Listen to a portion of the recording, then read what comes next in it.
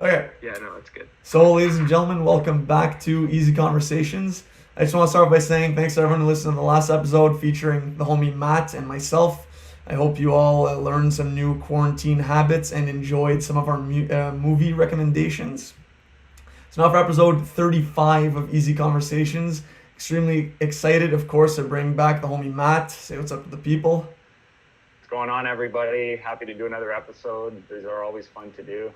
And we have a special guest with us today. Oh, yes. Very special indeed. Making his fourth appearance on the pod. Curator of his own podcast, Tales from the 96 Camrys. Friend of the program. Co-worker of mine. All this to say, Bassam, Issa, welcome back to the pod. Say what's up to the people. Thank you for having me, guys. I'm glad to be here. Excited to record this episode. Indeed. So for this episode, we are also doing some video recording, so answering the fans' pleads to get some more FaceTime. So here you have it. So now for this episode, episode 35, we'll be discussing, for the most part, my favorite characters in most movies, which are the villains in movies. We'll start off by discussing basically what makes a good villain, what are some key characteristics to make a good villain, why are they so important, etc. So, Bassam, I'd like to throw it out to you first. To you, what really makes a good villain and how important are they in general in movies?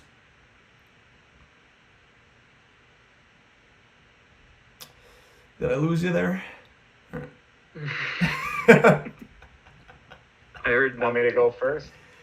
Did that cut out, Bassam? Or?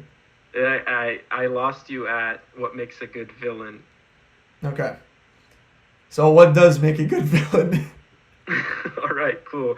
Yeah, so just disclaimer, we're doing this at home, and if it cuts out here and there, it's just the name of the game. All right, what makes a good villain, in my opinion? One spectrum, but on either side. In my opinion, a good villain is either greatly hated or greatly loved. I don't think there's an in-between. That's just for the villains that I like from all the movies that I've watched. I either really, really like them or I really, really hate them. Okay, good points. Matt, anything to add on that? No, that's actually really well said, Sam. My favorite villains that you're going to see when we do our top 5 is pretty much they're so evil and they did such a good job at playing at their character that I had to put them on my list, or that I can relate to them. What makes a villain that I love is one that like I can relate to, and I have examples of that too for later on. Mm-hmm.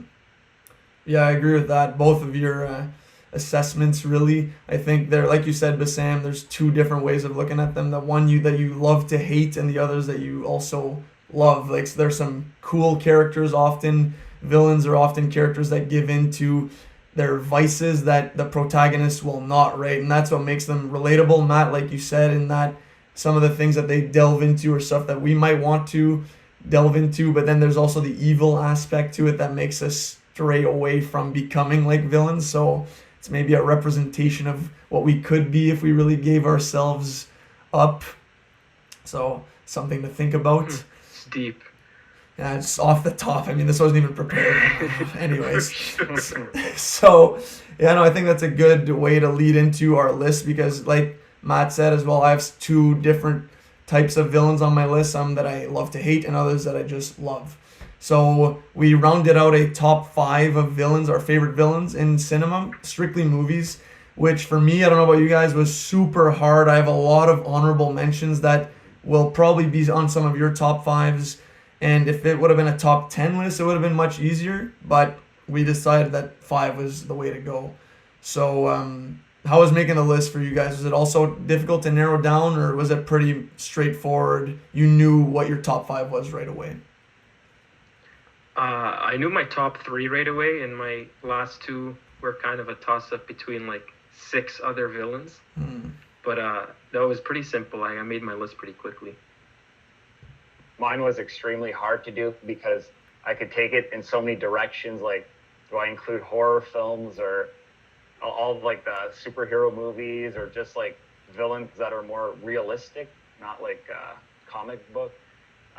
So when I get into my top 5, I'll explain what I did, but like narrowing it down was super super hard.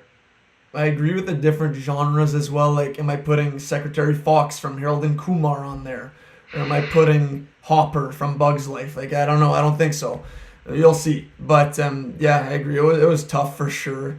You'll see there's tons of people I can list later on. So, without further ado, let's dive right into it. So, Bassam, do you want to kick us off with number 5 on your list? And then we'll just go round table style. Sure thing. Let's go. All right. My number 5 is Agent Smith from The Matrix. Okay. Just getting recognition from Matt. I know it's a good pick. I consider that one. That's what we all want. So the reason is, so I've watched The Matrix, I think 3 times, and each time I've watched it, I couldn't stand him as a character, but in a way I did like him because I couldn't stand him, and I'm like, okay, that's what makes a good villain. He was just everywhere at all times, like kind of like a pest. Well, he was a virus, computer virus. He was super powerful, was able to clone himself, respawns from death, so he's kind of like impossible to kill if you really think about it. So I put him at my 5 because I only watched Matrix 2 or 3 times, and yeah, he's probably, from a top 5 perspective, my least favorite. That's a solid pick, Bassam, and Hugo Weaving, who plays him, phenomenal job portraying him. So, Yeah. great pick. Do you you want me seen to The go Matrix, next, Eric? or you? I knew that. No, I actually haven't seen The Matrix, which I know is crazy. It's on my list, but there's just too many movies to watch out there that I haven't gotten to it yet. So it'll be watched, Agent Smith. I'll look out for him. Just watch the first one and then stop after that. Okay, yeah, that's what I hear. So am I going next? Yeah, keep it going. So my first few picks are going to be like the villains in the movies that I think are the most evil, and I hate them, but they do such a good, like the actors who played them did such a great job. Like I cannot not include them. The first one is the Captain Vidal from Pan's Labyrinth, the stepfather character. Okay. Have you guys seen Pan's Labyrinth? It's on the list. I haven't seen it, no. Okay. Well, he's extremely sadistic, cruel. It makes your skin crawl every time he's on screen. What he does to like he captures partisans in the movie and does things to them, and he's extremely mean to our main character. And ultimately, what happens in the movie, it's just he's a deplorable human being, but it's a great acting performance and just like a masterpiece of a movie. And he's one of the reasons why it's such a great movie. Okay. Yeah. So that's my number 5. I'm sure it's a solid pick. Haven't seen Pan's Labyrinth yet, but like I said, it's on the list. I know it's our cousin Dill's second favorite movie of all time there, so he might be disgusted to hear that 2 of the 3 of us on here haven't seen it, but at least you're recognizing it. I gotta agree with Dylan. Like, it's one of the best films ever made, no joke. Guillermo del Toro, or? Yeah, Guillermo del Toro. Okay. Yeah. Okay, nice. It was a shot in the dark. Sam, anything to add on there? Or? I've never seen Pan's Labyrinth, but I do really like Guillermo, so I'll probably add that to my list. I do have an ongoing list that I keep adding to, so. Yep, same here. So for me, my number 5 is really when I think of cinematic villains that you just love to hate. For me, it's Commodus from Gladiator. So Joaquin Phoenix is jealous, power-hungry son of the Roman emperor who basically is jealous of Maximus, our protagonist, who's played by Russell Crowe, his whole life. And you can kind of feel bad for him in the beginning of the movie because all he wants is his father's love. But that quickly goes away when he brutally strangles his father to death in like one of the opening scenes. So you don't feel too bad for him after that. But throughout the whole movie, his character is just purely evil. Like like I said, jealous, nasty, incestuous, I might add, and just an overall scumbag. And you don't feel bad for him. And what I love in the movie is the duality or the mirroring between him and Maximus. How, like I said, his father always loved, respected, and wanted Maximus as his son, and that's all that Commodus wants his whole life. And all their interactions between those two characters to me are just dynamite. And in my opinion, that's the most satisfying death scene of all time in cinema, is when Maximus just lays a shit kicking on Commodus at the end of the movie. Extremely rewarding. I wrote down a quote from this gold mine of a movie of quotes that I just love, the interaction between Commodus and Maximus. It's Maximus says to him, "I knew a man once who said, 'Death smiles at us all. All a man can do is smile back.' Commodus answers, 'I wonder, did your friend smile at his own death?' Maximus answers, 'You must know, he was your father.'" Just like bone-chilling stuff. And yeah, that's all I have to say really about Commodus right now. He's also super funny. He has a lot of really funny lines throughout the movie. When Maximus is just dummying everyone in the Colosseum and the crowd's loving it, and he's just like, "Ooh," like mocking the crowd, loving it there. Yeah, that's my number 5, Commodus. Solid pick. Super also, solid the scene where he asks Russell Crowe to reveal himself, and then Russell takes his helmet off and gives this little speech. Yep. Epic scene. Iconic. Yeah, it is. My name is Gladiator. It's gold. Have you seen Gladiator, Bassam? I have, actually. Commodus is on.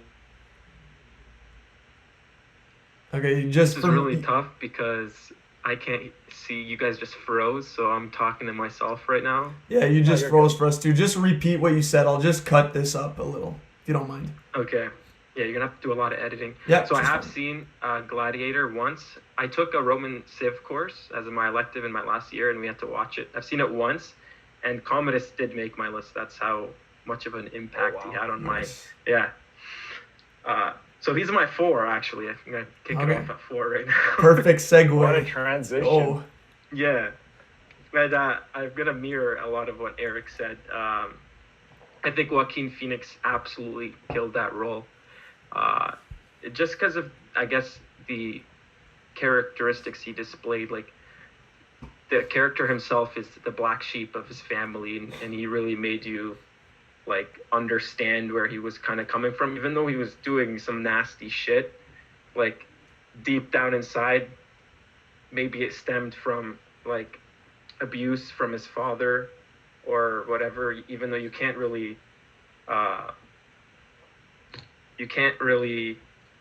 excuse what he did because of his upbringing. But I think Joaquin killed that role. So he's like a vengeful and cruel and jealous kind of character, and the whole cliche of killing his father to take his throne. It is a huge cliche, but again, Joaquin did it perfectly. He has the hots for his sister and wants to like have her as a sex slave. Like, it's just at all levels messed up. Yeah. So he's a character that I love to hate. Yeah, what else could I really say about him? He uses rejection as his like fuel. He's just an all-around scumbag character that I really like. I've only seen it once, but I have to watch it again. Definitely merits a rewatch. I've seen Gladiator tons of times. It's one of my favorite movies. I feel like it doesn't really get talked about enough when people talk about like the great movies. I don't know if I'm wrong on this, Matt, but I don't hear that many people say like Gladiator is one of my favorite movies. Maybe it just is for me, but I don't know. No, you're right. It's almost forgotten, but maybe people don't think it aged that well, or they think it's too long, or it's a historical epic, and those don't get talked about that much anyways. So, but I'm just gonna say Joaquin Phoenix, another great performance, and this was like literally 20 years ago. So yeah, you can see even back then he was long great. Time ago.